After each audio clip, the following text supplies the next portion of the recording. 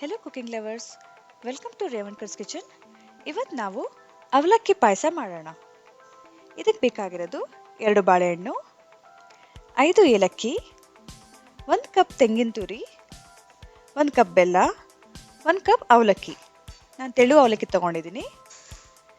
ಅವಲಕ್ಕಿನ ಒಂದು 10 ನಿಮಿಷ ನೀರಲ್ಲಿ ತೊಳೆದ್ಬಿಟ್ಟು ನೆನೆಸಿಡೋಣ. ಈಗ ಮಿಕ್ಸಿಲಿ ತುರಿದಿರೋ ತೆಂಗಿನಕಾಯಿ ಮತ್ತು ಏಲಕ್ಕಿನ ಗ್ರೈಂಡ್ ಮಾಡ್ಕೊತಾ ಇದ್ದೀನಿ. ಗ್ರೈಂಡ್ ಆಗಿರೋ ಸ್ವಲ್ಪ ತೆಳ್ಳಗೆ ಗ್ರೈಂಡ್ ಮಾಡ್ಕೊಬೇಕು. ಇದಕ್ಕೆ ನಾನು ಈಗ 1 ಕಪ್ ಬೆಲ್ಲನ ಹಾಕ್ತಾ ಇದ್ದೀನಿ. ಸೊ ತೆಂಗಿನ ತುರಿ, ಏಲಕ್ಕಿ ಮತ್ತು ಬೆಲ್ಲ ಇದು 3 ಸೇರಿ ಗ್ರೈಂಡ್ ಮಾಡ್ಕೊಬೇಕು.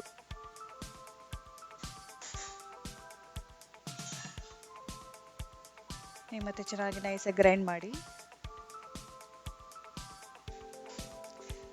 ನೋಡಿ, ಈ ಥರ ಕಾಣಿಸ್ಬೇಕು. ಇಷ್ಟು ನುಣ್ಣಗಾಗಬೇಕಿದ್ನ.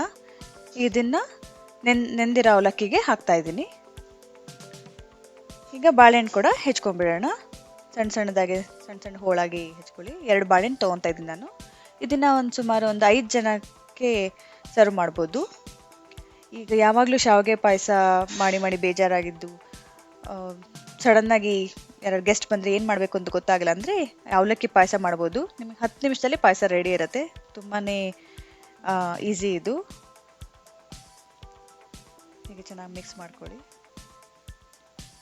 ನೀವೊಂದ್ಸತಿ ಟ್ರೈ ಮಾಡಿ. ನಿಮಗೆ ಇಷ್ಟ ಆಯಿತೋ ಇಲ್ವೋ, ಹೇಗಿದೆ ಅಂತ ನನಗೆ ಕಮೆಂಟ್ ಸೆಕ್ಷನಲ್ಲಿ ತಿಳಿಸಿ. ನೋಡಿ, ಆಲ್ಮೋಸ್ಟ್ ರೆಡಿ.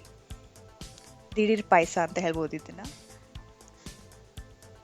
ಅವಲಕ್ಕಿ ಬಾಳೆಹಣ್ಣು ಪಾಯಸ ರೆಡಿಯಾಗಿದೆ.